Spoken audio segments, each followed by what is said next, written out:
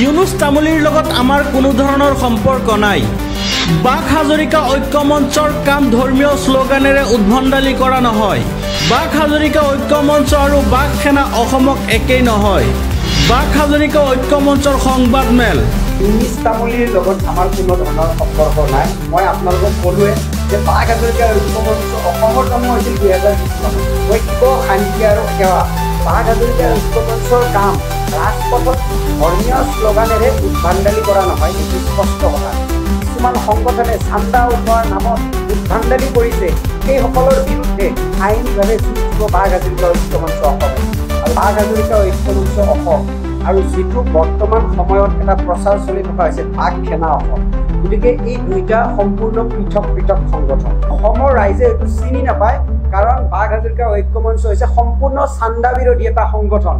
অসমৰ ইতিহাসত চাগে বাক হাজৰিকা ঐক্য মঞ্চ অসম এটা প্ৰথম এনেকুৱা সংগঠন যিটো চান্দা বিৰোধী।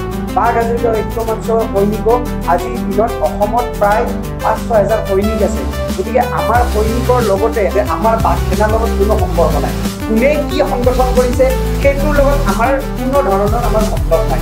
আমাৰ কথা হৈছে আমি আমাৰ সংগঠনৰ দ্বাৰা অসমৰ অসমীয়া কেনেদৰে উপকৃত কৰিব পাৰোঁ। আমাৰ যিটো সংগঠন বাক হাজৰিকা ঐক্য মঞ্চ অসম, গতিকে বাক হাজৰিকা ঐক্য মঞ্চ অসমৰ লগত বৰ্তমান এটা সংগঠনৰ নাম কিছুমান ব্যক্তিয়ে সাঙুৰ খোৱাই আছে।